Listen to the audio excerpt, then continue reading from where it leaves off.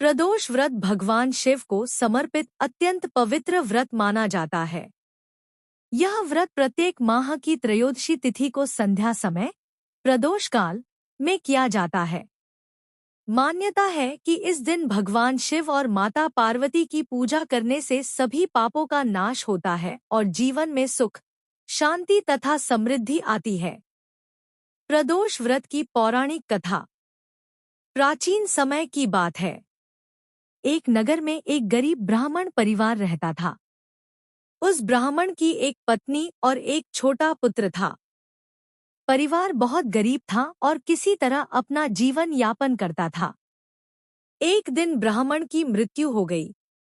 उसके बाद ब्राह्मणी अपने पुत्र के साथ भीख मांगकर जीवन चलाने लगी। एक दिन भिक्षा मांगते मांगते वे दोनों एक ऋषि के आश्रम में पहुंचे। ऋषि ने उनकी दयनीय स्थिति देखकर उन्हें अपने आश्रम में रहने की अनुमति दे दी। एक दिन ऋषि ने ब्राह्मणी को प्रदोष व्रत का महत्व बताया और कहा कि यदि वह श्रद्धा और विश्वास के साथ यह व्रत करेगी तो भगवान शिव उसकी सभी परेशानियां दूर कर देंगे। ब्राह्मणी ने उसी दिन से प्रदोष व्रत करना शुरू कर दिया। वह हर त्रयोदशी को भगवान शिव की पूजा करती, दीपक जलाती और व्रत रखती। कुछ समय बाद एक दिन वह अपने पुत्र के साथ जंगल से गुजर रही थी। वहां उसे एक घायल राजकुमार मिला। ब्राह्मणी उसे अपने साथ आश्रम ले आई और उसकी सेवा सत्कार किया।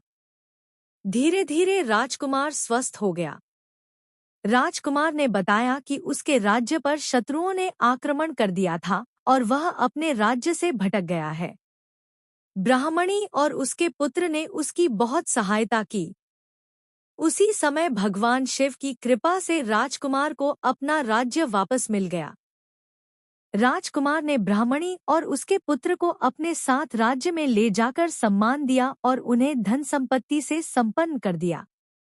इस प्रकार भगवान शिव की कृपा से उस गरीब ब्राह्मणी का जीवन सुख और समृद्धि से भर गया। कथा से शिक्षा।